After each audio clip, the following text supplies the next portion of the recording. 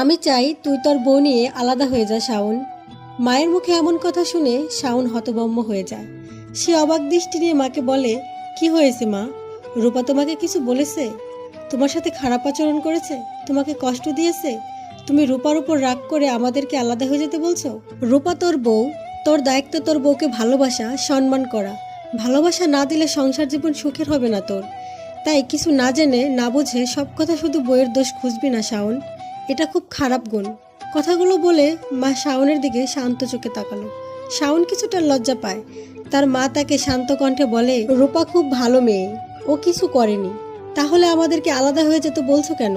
শাওন কথাটা জিজ্ঞেস করে উত্তরের আশায় মায়ের দিকে তাকালো। তার মা একটা দীর্ঘ নিঃশ্বাস ছেড়ে বলে, তেমন কিছু না। আমি আসলে তোর বাবার সাথে একা সংসার করতে চাই। জয়েন্ট ফ্যামিলি হওয়ার কারণে তোর বাবার সাথে কখনো একা সংসার করা হয়নি, কিন্তু আমার খুব শখ ছিল তার সাথে একা সংসার করব। একটু এই আনন্দের অনুভূতি কেমন সেটা অনুভব করব। তা কখনো হয়ে ওঠেনি। আগে শ্বশুর শাশুড়ি ননদ দেবরের জন্য, আর এখন তোর আর রূপার জন্য। তাই আমি চাচ্ছি তোরা আলাদা হয়ে যা। ও আচ্ছা, এই ব্যাপার? তুমি আগে বলবা না মা? যদি এটাই হয় তাহলে আমি আলাদা হয়ে যেতে রাজি আছি। মা, তুমি আর বাবা যতদিন বেঁচে আসো নিজেদের মতো জীবন উপভোগ করো, আমি তাতে অনেক খুশি। আমার দায়িত্ব তোমাদের সুন্দর একটা জীবন দেওয়া। শাওনের কথায় মা মাথা নাড়ায়। দুজনের কথা বলার সিদ্ধান্ত নেয় এই মাসের বেতন পেলে বাসা ভাড়া খুঁজবে অফিসের আশেপাশে। পরের মাসে সেখানে চলে যাবে।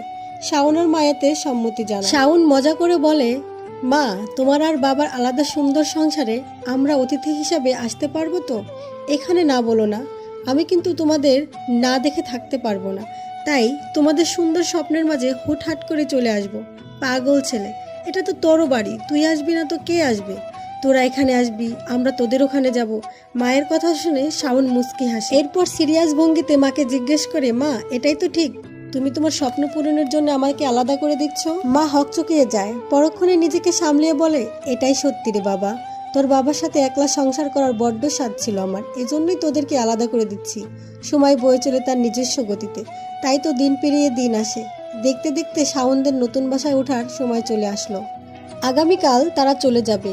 আজ মা শাওন আর রূপার পছন্দের খাবার তৈরি করেছে। রাতে শাওন তৃপ্তি করে খেলো আর বলে, এই সুস্বাদু খাবার খুব মিস করব মা। যদি এটা তোমার স্বপ্ন না হতো তাহলে কখনোই আমি এই সিদ্ধান্ত নিতাম না। রূপাও খেতে খেতে শাওনের কথায় সম্মতি জানায়। শাওনের মা কিছু না বলে শাওনের বাবার দিকে খুব কষ্টে তাকায়। রাতের বেলা শাওনের মা না ঘুমিয়ে খাটের এক পাশে বসে নীরবে কান্না করছে। এটা দেখে তার বাবা বিরক্ত হয়ে বলে, বুড়ো বয়সে ভীমরতিতে ধরছে, তোমার যখন ছেলে চলে যাওয়াতে এতই কষ্ট পাবে